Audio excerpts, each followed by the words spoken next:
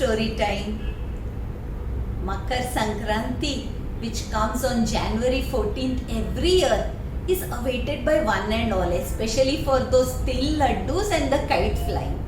But there is something else which is associated with Makar Sankranti, and today let us hear that story. It is the story of Lord Ayyappan. In Kerala, in a place called Pandalam, there ruled a king of the Pandya dynasty. His name was King Rajashekara. He was a very noble and virtuous king and a great devotee of Lord Shiva. However, he did not have any children and so was worried about the future of his kingdom and his subjects. Now, at the same time, there was a demon by the name of Mahishasur, about whom we have already heard, who had propitiated Lord Brahma and had got so many boons that he had become so powerful that finally Goddess Durga had to manifest and slay him. Now, his sister Mahishi, who was also a demoness in the form of a buffalo, was very angry and filled with thoughts of revenge. So she began penance and appeased Lord Brahmaji. When he appeared before her, she asked for a boon that nobody on earth would be able to defeat her except for the son of Lord Vishnu and Lord Shiva. Now she very well knew how was it possible for a son to be born from the union of the two male great divine gods, and so she was sure that she would be invincible. And Lord Brahmaji agreed. Now Mahishi became a terror. She began troubling people in all the three worlds, and the Devatas were totally at a loss. Now it was time for the son of Lord Shiva and Lord Vishnu to be born. And so Vishnu took the form of the Mohini avatar, which he had taken at the time of Samudra Mantana, when he knew that the Amrit had to be saved for the Devatas and protected from the Asuras. This very same enchanting Mohini, along with Lord Shiva, created a son. As the son of Lord Hari and Lord Hara, he would be known as Harihara Putra. And now this small baby was placed in the forest along the banks of the Pampa river on the outskirts of the very kingdom where King Rajashekara ruled. As the king was out on a hunting expedition and neared the river, he could hear the sounds of a wailing baby. How could a sound of a baby emanate from the bushes in a deep forest? So he was very surprised, and as he went ahead, he saw this sweet baby. He picked it up and was wondering at what is to be done. Then a sadhu came at that very spot. That sadhu suddenly appeared as if from nowhere and told the king, "O king, you have been without a son for so long. Lord Shiva himself seems to have answered your prayers. Take the child home. Bring him up as your very own. And soon at the age of 12, you will come to know who he is." The king was very happy. He felt as if his prayers had been answered. But now he asked the sadhu, "What should I call him?" This baby had a golden bell tied around his neck. So the sadhu advised the king to call him Manikantan. Mani means a gem which was there as the bell, and Kantan means neck. The king happily took the baby home and presented the baby to his queen, who was also overjoyed. Both of them had been longing for a child for so long, and they felt that the Lord had answered their prayers. However, in that kingdom, there was an evil minister who had plans to sit on the throne himself, and all his plans had been foiled because a Yuvraj or an heir had come from nowhere. So he was wondering what could be done. Then he got an idea. Because the queen soon gave birth to a son of her own.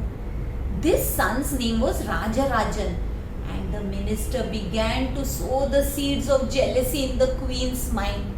He told her, "Oh, your son has got no chance to rule the kingdom. His rightful place has been taken by someone else." And the queen's heart soon began to change. Meanwhile, Manikantan had actually won the hearts of one and all in the kingdom. Everybody in the kingdom, including his guru, were very happy with him. On the completion of his schooling, when Manikantan went and offered Guru Dakshina to the Guru said, "I know that you are divine. I know that you are unique. All that I ask from you is compassion. Please bless my son who is blind and mute." And Manikantan just placed his hand on the little child and his sight and speech were restored. Everybody soon began to speak about this great and talented boy who would soon rule the kingdom. However, the minister and the queen were busy hatching a plan to get rid of Manikantan. So one day, on the advice of the minister, the queen began to pretend that she had a terrible headache. She began crying and howling, so much so that the king started panicking. He began calling all the physicians. One of the physicians who was convinced by the evil minister now told the king that he had the perfect remedy, but that would be to feed the queen with the milk of a tigress. The king was shocked. Who could go and produce the milk from a tigress? Who could do this daring act?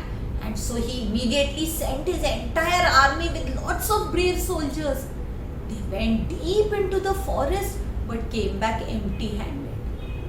At that time, this 12-year-old Manikantan volunteered to go into the forest himself. The king was shocked. He refused, but Manikantan would hear none of it. After all, he loved his mother with his innocent and pure heart, and he went alone deep into the forest. The queen and the minister thought that he would soon become a prey to the wild animals of the jungle. But as Manikantan went ahead, he entered the territory where the demoness Mahishi was staying. Now, as soon as she came to know of the news that somebody who was a stranger to those parts had entered her territory, she became furious and she challenged this little boy.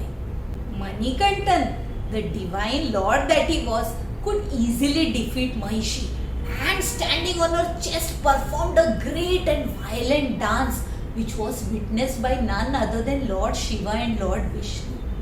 Soon Mahishi was killed, and the purpose for which Manikantan was born, the great Ayyappan was born, was fulfilled. But there was something yet to be done. As we know, the cure for his mother's headache was yet to be obtained.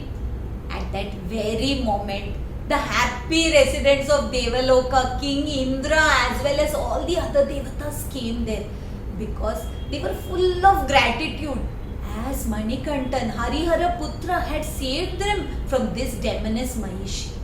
And so King Indra himself offered that he would become a tigress, and all the other devatas too turned themselves into tigers and tigresses, and mounting on this tigress, Manikantan entered the kingdom. Seeing this sight, all the people started running helter-skelter, and the king also had realized by now what a great blunder had been committed by the queen and the minister. The king rushed to welcome his child and then lovingly asked him to send all the tigers and tigresses back because all the people of his kingdom were totally petrified. By now the king had also realized that his son was divine, and as the child had just crossed the age of 12, that very same sadhu who had come at the time when the king found the baby in the forest came there and revealed that his son was none other than the Lord's incarnation himself. And this child now assured the father that everything would be well in his kingdom, but it was time for him to go back to Devalok.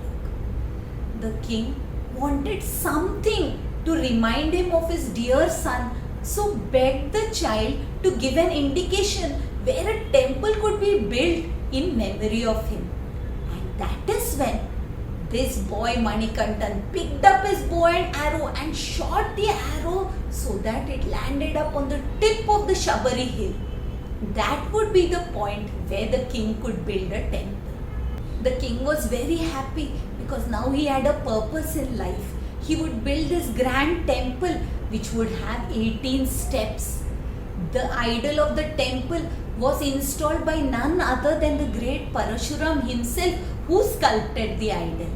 The 18 steps signifies some aspect or other in our lives. The first 5 steps signify the 5 sense organs. The next 8 steps signifies the various mood changes that our mind undergoes. The next 3 steps signify the 3 gunas, the sattva, rajas and the tamas. And the last 2 signify knowledge and ignorance.